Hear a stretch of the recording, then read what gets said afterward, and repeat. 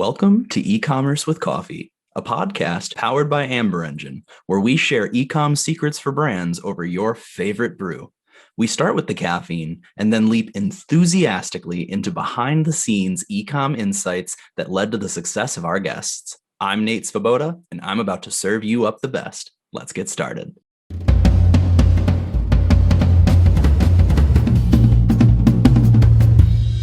Hello and welcome to today's episode of E-commerce with Coffee. In this conversation, I get to speak with Matt Ranta. He is the partner and head of practice for digital and e-commerce at Nimble Gravity. And today we're really going to be talking about critical perspectives when it comes to organizational change and building your overall business strategy. So Matt, welcome to the show. Thanks for having me, Nate. I really appreciate it. Looking forward to the conversation. Yeah, no, me too. I think that we're going to have a really good discussion today. But before we dive in, I ask everybody this. You're a busy guy. I imagine caffeine must play some role in your life. It totally does. And I've actually been having a little bit of a caffeine delivery methodology change of heart lately, honestly. I'll tell you a quick story. I have an Nespresso coffee machine with the pods and everything, and it broke recently. One morning I went to make a cup of coffee, made mine. My wife went to make hers, and it just wasn't working. So we had to send it in, and while it was away, I was trying to figure out what I was going to do, and so I switched to drinking chai tea lattes, and all of a sudden that methodology of caffeine delivery, that flavor profile and that taste has kind of won me over. And so now I'm struggling with the fact that our machine came back all repaired, but I'm not that thrilled about using it anymore. Yeah, you're like, can you just keep it and give me a partial refund? Or Yeah, so there's some change for you right there, right? No, I love it. I love me a good chai latte. I haven't gotten off of the coffee kick yet, but if there was any tea that I was going to have to replace coffee with, it would probably be chai. Yep. Yeah, Nice. very cool. Awesome. Well, excited to dive in today. You have a wealth of experience I'm really excited to learn from. And my understanding, you have a track record of, success when it comes to rolling out long-term organizational changes, right? But hand in hand with that comes targeting and meeting more immediate goals. So can you talk to us a little bit in the context of, a B2B brand, small to mid-size? How does a brand learn to articulate long-term measurable goals, but still solve those immediate pain points along the way? Yeah, absolutely. It's a great question and a really interesting challenge for an organization, right? And I think what I have come to find over the years is it all comes down to planning.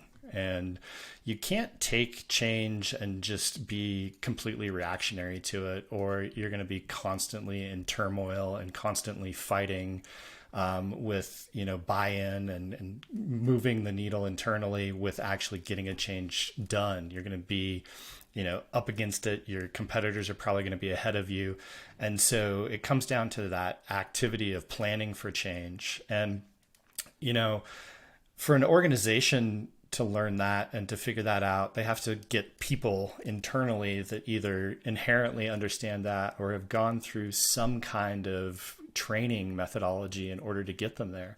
And, I've often found, both through my personal experience and through working with a lot of people, that athletes actually have a lot of familiarity with this planning process and with managing consistent change, with achieving short-term goals as well as achieving long-term goals. So I'll diverge to talking a little bit about my athletic past and say that I used to be a triathlete. And as a triathlete, I would go through a process on a regular basis of planning out an entire year's worth of races. I wasn't looking at just what I was going to do a month from now. I was looking at what I wanted to achieve a year from now, or even later sometimes, because you have to register for a race way ahead of time. You have to make the commitment of maybe I'm traveling, right? And I have to buy a plane ticket. And so you pick out some events that you're going to do that are kind of your A-level races that you really want to focus on, you really want to do well for. And then you start to plan smaller interval things in between those. Maybe you're doing a practice race, maybe you're doing a shorter duration race, and you're figuring out what your training is. How are you going to build a base for your swimming? How are you going to build a base for cycling and running? These kinds of things, right? And you go through an entire process of breaking down a year into figuring out what your actual individual day is going to look like on any given week, right? I'm training for this. I'm trying to get an improvement on my swim times. I'm trying to be able to just have better endurance and cycle for longer. I'm going to work on my transitions of changing from one moment to a next, right? And it's the same kind of activity that you actually need to do within a business in order to be able to set both those really long-term goals that you're going after and those short-term, more achievable goals that you can rally people around, right?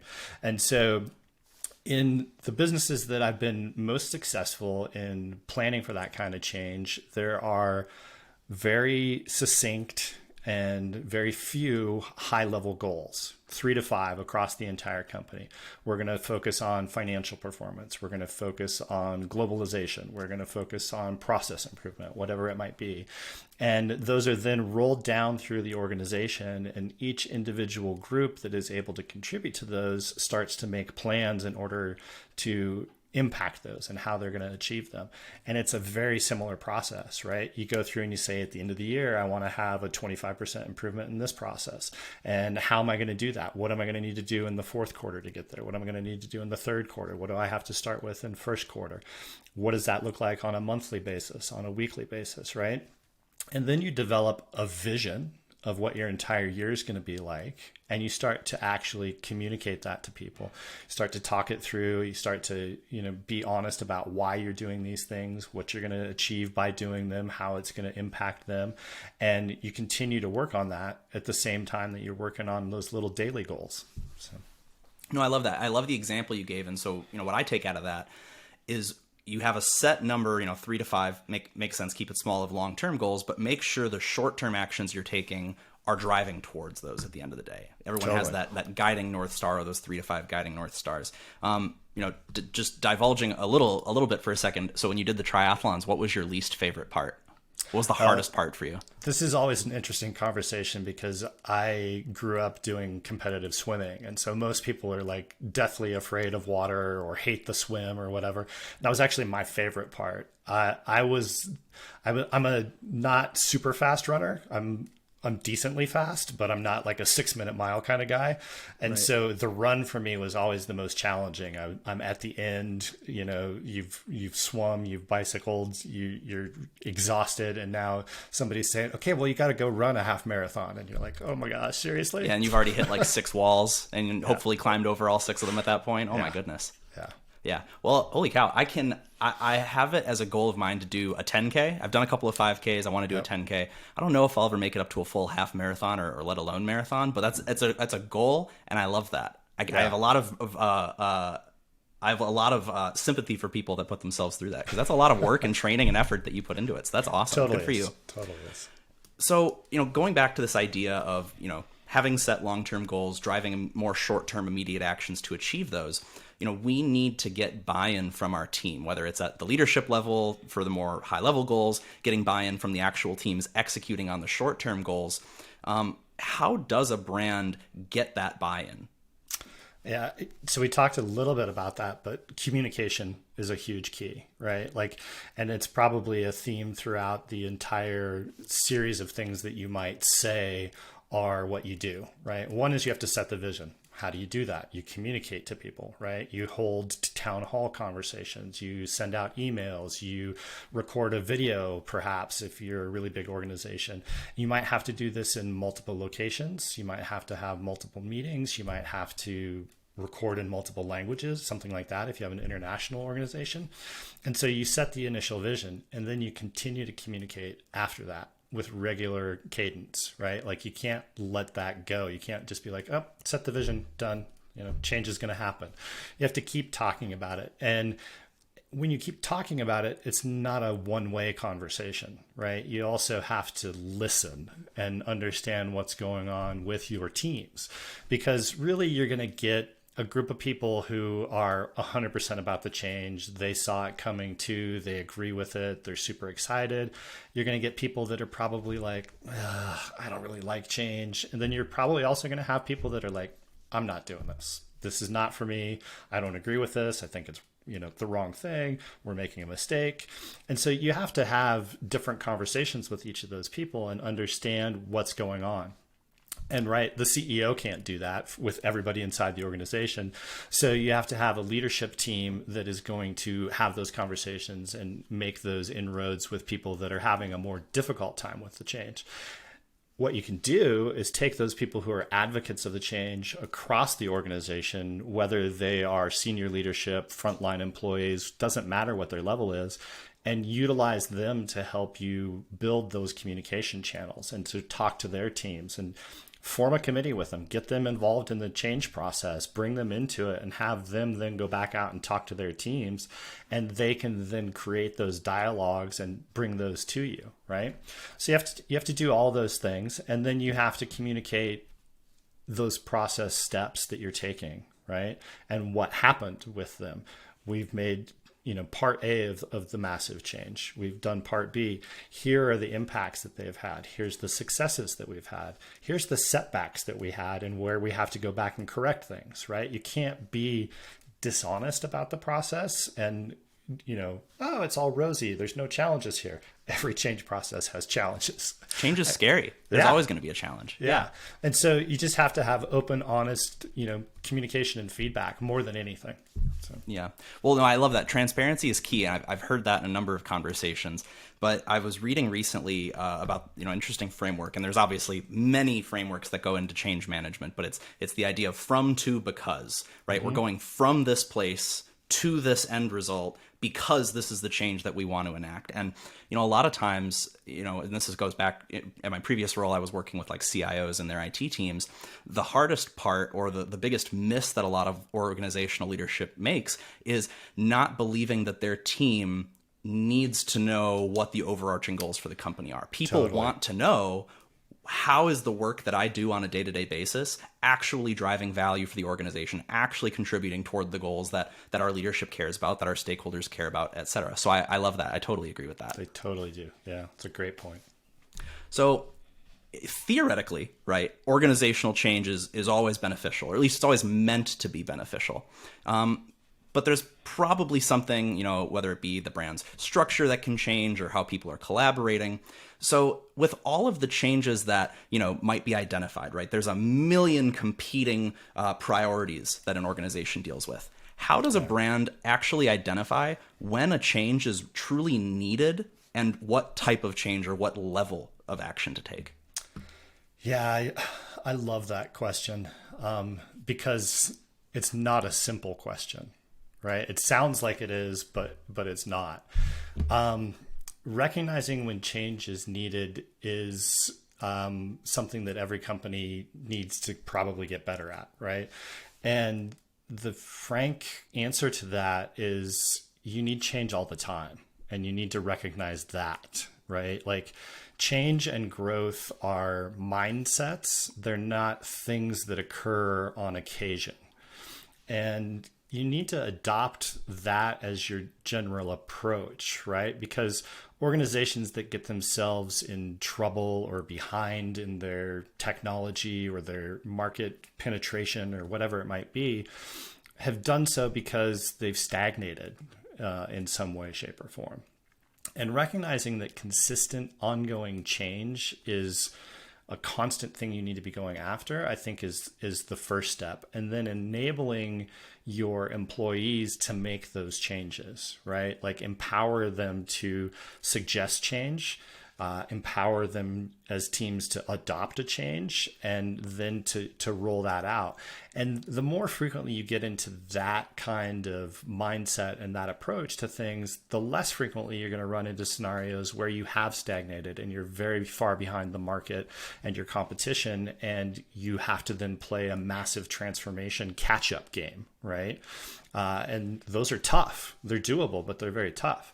And so, that's one answer to that question. The other answer to that question is, okay, how do I recognize when a big change is needed, right? What's my competition doing? Am I in one of these transformative scenarios where I've fallen behind on market penetration? My sales are dropping off. What's going on? And do I need to have a massive process change, rolled out? Do I need to stop doing field sales and transform into doing, online B2B e-commerce? Do I need to have a hybrid blend of those things? Do I need to bring in a way to process, PDF order submissions that come in by email into my organization and figure those out? Those are a lot bigger to recognize, and you have to do the same things, though, is the interesting part, right? You have to enable your staff again. You have to enable people to say change is necessary and here's why. And then you have to give them that power to start enacting it, right? If you have a culture where it's always, well, this is the way we do things, is not going to last forever. So it's going to be hard to attract new talent. It's going to be hard to keep your top performers. No, I absolutely agree. Yeah.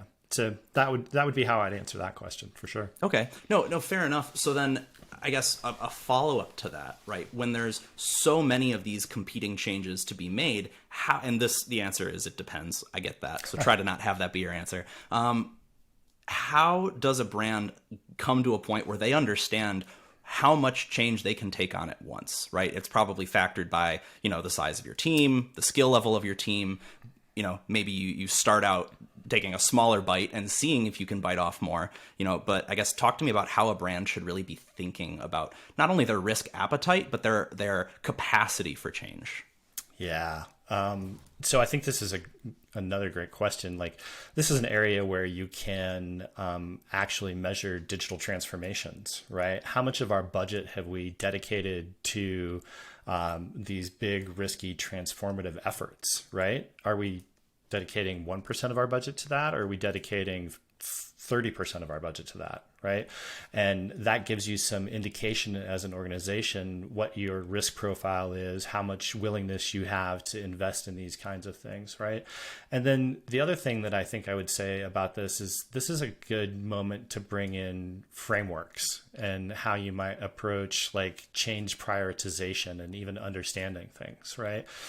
And your question immediately made me think of like, well, what's the opportunity cost? What are we losing by not changing, right? And that's definitely one methodology of approaching change and understanding what features you might go after, what you might prioritize, what transformation you might undertake in process or digitization or any number of things.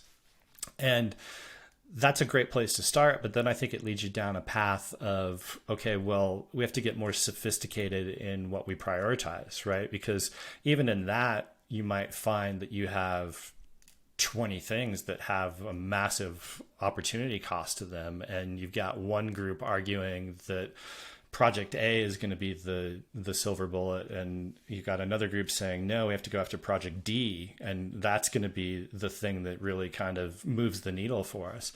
And so then you have to start talking about, okay, well, you're going to do, impact/value versus effort frameworks. Are you going to do RICE frameworks, where you're looking at what's the reach, the impact, the confidence, the effort that it's going to take, these kinds of things. And you can start to build out some modeling, essentially, that, again, like we were saying, is built on some approximations and some, guesstimations by teams and probably some projections that aren't going to hold 100% true.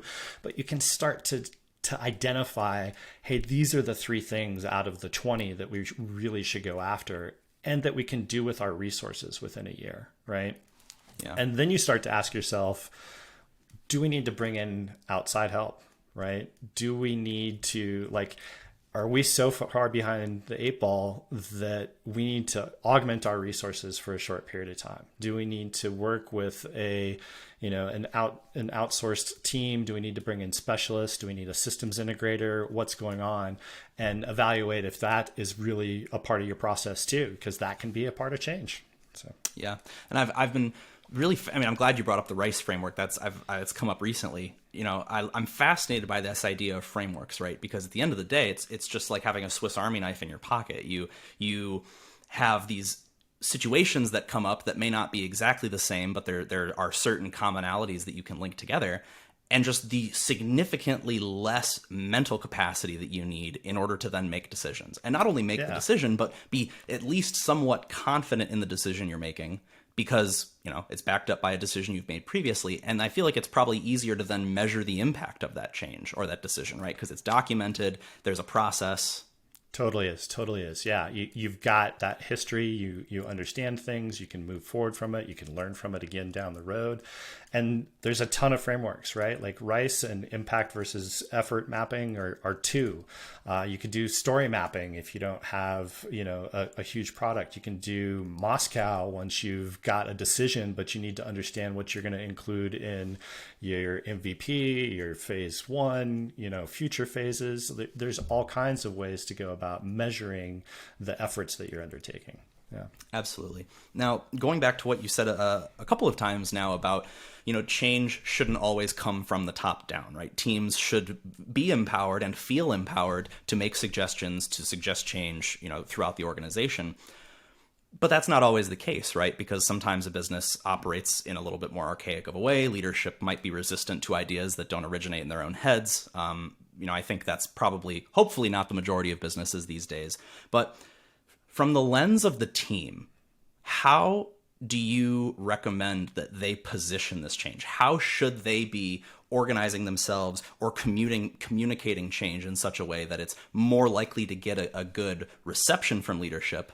And then maybe just flip that over. How should leadership organize themselves to be receptive to those ideas? That's a great question.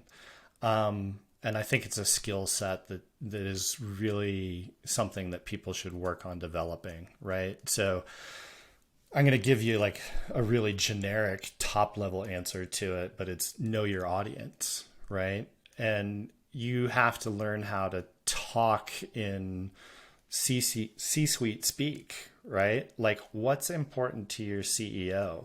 Are you a public facing company that has shareholders that have to have, you know, regular communication with your board and your C-suite and investor relations team? Like, are there earnings per share metrics that you need to learn about and understand that your change is going to drive improved performance of your earnings per share? And that's how you can talk to your CEO and your CFO and get them to actually pay attention. Are you, you know, an employee-owned business where you're going to have to convince more than just the CEO, right? Like, you're going to have to tell people across the organization that change is good for you. You have to understand what those levers are that those people care about in order to grab their attention, right? Once you have their attention and you've said, I can make a positive improvement on metric X that you really care about, then you can start to describe things in a little bit more detail, right? And I think it goes the other way too, right? Know your audience. So you want to roll out massive process changes to people, and maybe that's going to impact the day-to-day work of a team, right? Maybe this team takes in PDFs via email, opens them up, reads them, manually types them into an order system and places orders on behalf of customers. And you're going to implement a new software that comes in and automatically reads those PDFs and transforms them into orders without a human ever having to touch it. And so you've got a team of 3, 5, 10, 20, however many people that are like, what's going to happen to my job? How is my job going to change? I'm going to do quality assurance on the orders that come in now. Is my job at risk? Do I need to be considering, you know, moving into a different part of the organization? Is there an opportunity to do that? Right. So you have to talk to those people about what their potential fears and challenges are first. And then you have to tell them why it's going to be a good thing for them. Right. If it is going to be a good thing for them. If it's not, you got to be honest about that too. And none of these things are easy, right? Like, if you're a frontline customer service agent that notices an opportunity for change, you may or may not be, but probably likely aren't versed in what the CEO cares about, right? And what line item on the P&L your idea is going to make better, right? But you have to figure those things out in order to actually communicate, like we were talking about earlier, right? Otherwise, you can say a lot of things that just don't land. Nope, 100%. And it's interesting how much more important, like, technological skills are obviously important, right? Pretty much every company these days is in some way, shape, or form a technology company. But it's interesting how much more important it seems to have business acumen, because you can learn technology skills, you can learn cloud and development and, quality assurance, become a scrum master, all that stuff. But if you can't bridge the gaps that exist between the technology minds of your business and the business minded individuals, if you can't do that, then to your point, you're probably not going to be able to communicate effectively with both sides. So it's interesting how it's so intangible, but it seems so much more important in the broader scope. Yeah, I would totally agree. Those softer skills, so to speak, are incredibly important. Important. Yeah. Well, and so you just talked a second ago about technology, right? And I think we've sort of been dancing around the topic of technology this whole conversation, but digital transformation, probably one of the biggest buzzwords that have been thrown around over the past 5-10 years, maybe even longer. But it means a lot of different things to a lot of different companies. So talk to us a little bit when it comes to a broader business strategy. What does a digital transformation really mean, and how can its results be measured? So we talked about, how much budget are you contributing to digital today, but that's proactive. What does it mean, and how do you measure it? Yeah. So I think it means different things to different organizations again, right? Like one of those things can be process change. You can be a business that is online, so to speak, but perhaps to the example we were just talking about, you still have a manual process for taking in email orders that have a PDF associated with them with a bunch of line items that somebody's sending. It can be warehouse processes. It can be, inventory exchange and transfer processes that are being automated and being brought into the digital realm, right? It could even be things like bringing in AI to do chat or something of that nature, right? And then secondarily, it can be actual business model transformation, right? So you could be a business that has relied heavily on field sales for years, and you realize that the world's become digitized. The coming generations are much more familiar with and comfortable with a less personal and impersonal interaction. They want to transact digitally. They want to research digitally, right? They don't want to talk to a salesperson. They don't want to pick up a phone call. And so that can be moving an entire organization to actually having an online presence and or changing their online presence, right? So that's something in my past that I was fortunate to be a part of at Arrow Electronics. We changed the online presence, right? They had a very investor-based website communicating to shareholders, talking about the company from that level. And they didn't have, a electronic components parts search facing site. But early on, we were able to figure out that 80% of people came to the website actually to look for parts, not to look for what the latest notes were from the investor relations team. So it can be something as simple as that, right? And then I think you can also find that there's maybe domain transformations that, you're moving from, and these are probably less relevant these days, maybe still so, but like you're moving from on-prem to cloud, that kind of thing, right? You're moving your domain from one place to another. And then, ultimately, I think with any one of those, there's a cultural transformation that becomes a part of it too, right? Which goes to that communication part. I don't care if you change your process. If you don't also change the culture around that process is going to fail. Somebody's not going to believe in it. They're going to challenge it. They're going to throw up roadblocks to it. And that cultural change has to happen as well, even probably more so, especially when you're doing that business model transformation, right? Because then you're fighting with people who are in that mindset of this is the way that we've done it. It works. We're making hundreds of millions or billions of dollars potentially. What are you doing coming in here and trying to tell me that we need to change that? So. If it ain't broke, don't fix it. Or if it doesn't seem to be broke, why are we trying to fix it? And then, like, gosh, going on to the next part of that question, the how do you measure it, right? So measuring return on digital investments, right? What does the return of that software process give you, that we talked about, right? Where you're maybe reading inbound PDFs and transforming them into orders. So how much of your efficiency was improved, right? Instead of having a set number of those PDF orders that you can get through in a day with staff, how many can your new software tool do within that same period of time? Is it more? Sure, better be, right? Or why'd you do that process? And then you also, not to minimize the human component of people that are involved. And I won't frame this in a way that is, subtracting them from the equation, but there is a cost to the labor that goes around a human process, right? And you can regain that cost, and you don't necessarily have to make that about parting ways with the people that do that process. You can do that as an investment into another area that still requires humans to execute, right? Still requires those touches. You don't have to look at it as totally subtractive in nature.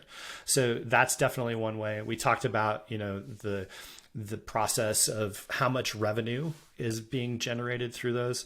We talked about how much of your budget are you establishing for those, right? And then you can do cultural changes and customer changes too, right? So you could do customer satisfaction surveys, CX surveys. You could do NPS scoring to figure out, did the interactions that we created as a change process in our business model improve the customer experience? And are they talking about it in how they're responding, right? So those are all measurable things and ways that I would go about looking at measuring the impact of any digital transformation. No, I love that. And I love everything you just said there. But one piece, and we tell this to the brands that we partner with also, it's not just about how much time are you saving, how much time are you putting back into people's days. It's not who can we get rid of because their job isn't needed anymore. It's how can we reallocate those people to drive more meaningful results for the business? We've freed up their time because they don't have to do this repetitive, innocuous manual task. Now they can actually contribute to something that's, more contributing to the broader goal of the company. So I love that. Yeah. Now, it's funny because throughout this whole conversation, but several times in just that last response, we've talked a lot about these changes, and a lot of them seem to impact the customer, right? The end customer consumer experience. And I mean, I don't know the exact stat, but today consumers have like at least half a dozen interactions with a brand before they even buy or make a purchase decision.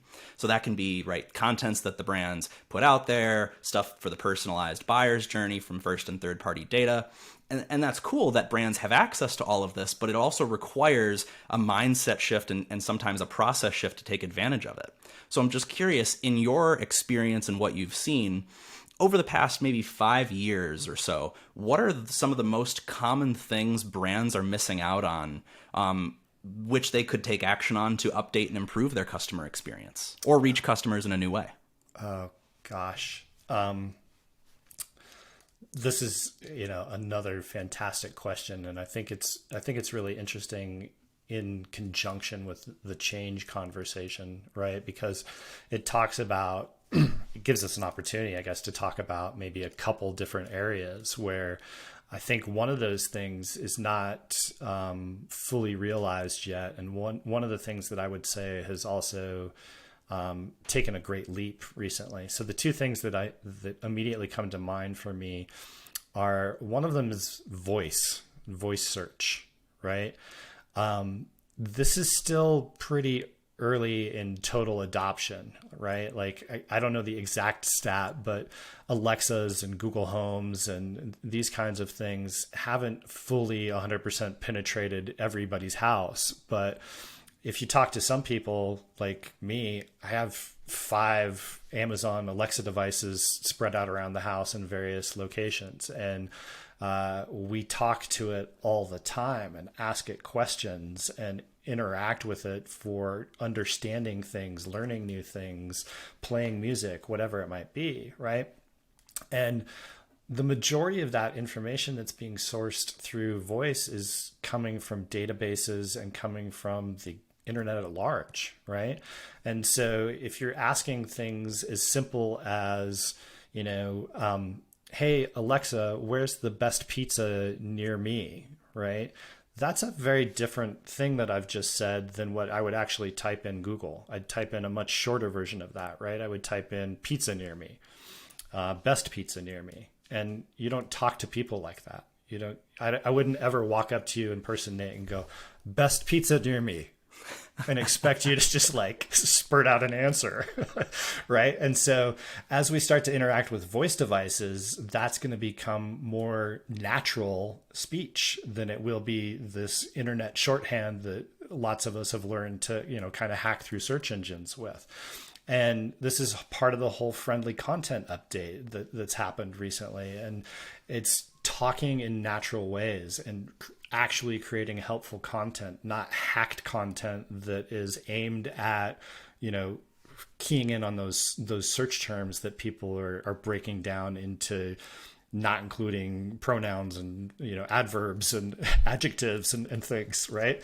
And so there's that. And then the next one that I would say that really kind of took off during the pandemic is payment methodologies and contactless payment methodologies, right? And speedier payment methodologies.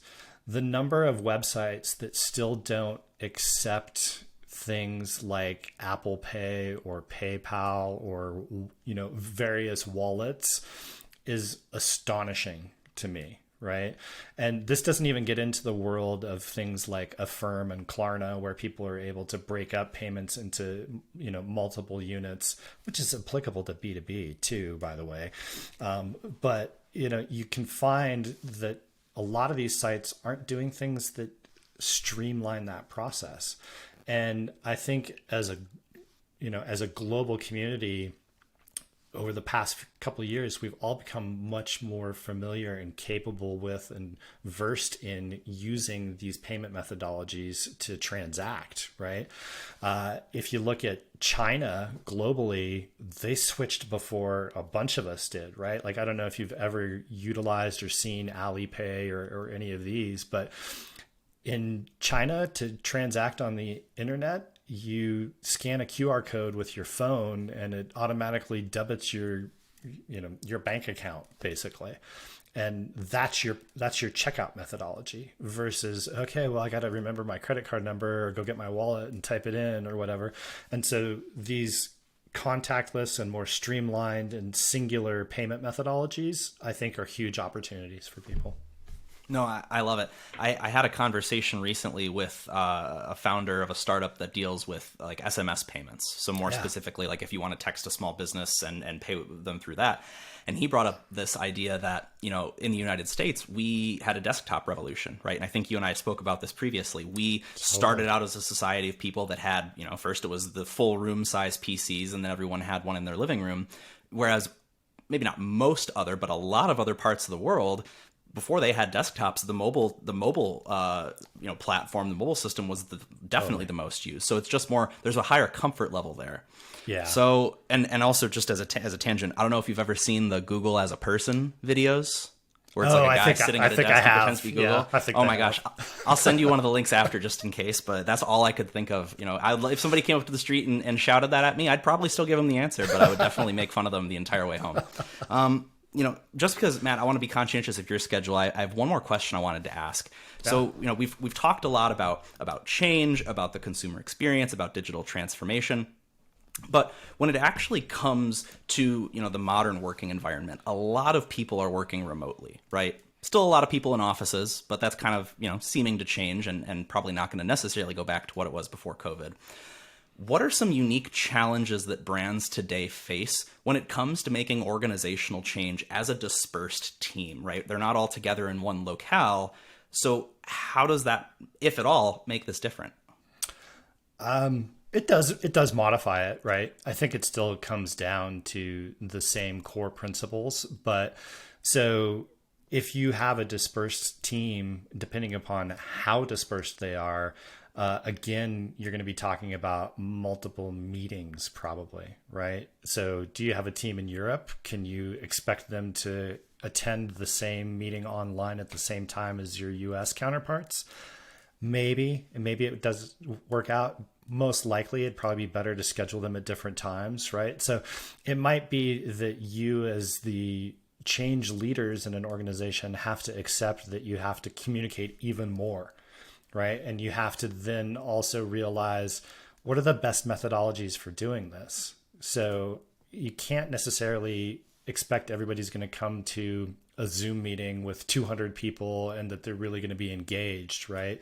Do you need to have smaller groups? Do you need to increase the cadence and frequency of your meetings because of this? The other thing that I would add to this, because a lot of our colleagues happen to actually be in other countries, and they're not native English speakers. They speak English as a second language, right? And so I think that this is probably going to become more and more of, a change component. I won't even call it a challenge. Like, you got to figure it out.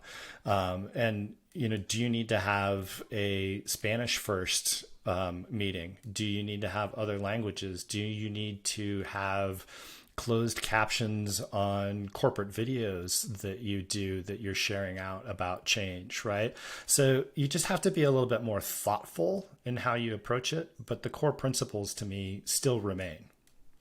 No, absolutely. Well, Matt, this has been an informational packed conversation. I've personally learned a lot. I'm really, really excited for the audience to learn as I have from you. If anyone that's listening to the show hears something that really resonates with them, they would like to reach out and maybe pick your brain, where's the best place for us to direct them? Yeah. So, the two most obvious places are, one, our company website, which is www.nimblegravity.com.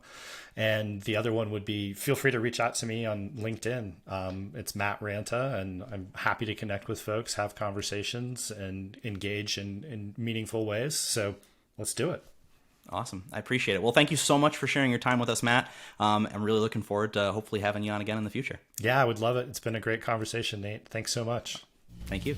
That's it for this episode of E-Commerce with Coffee, powered by Amber Engine. If you haven't gotten your fix yet, be sure to get more e-commerce brand secrets on our website at amberengine.com. And don't forget to subscribe for more episodes.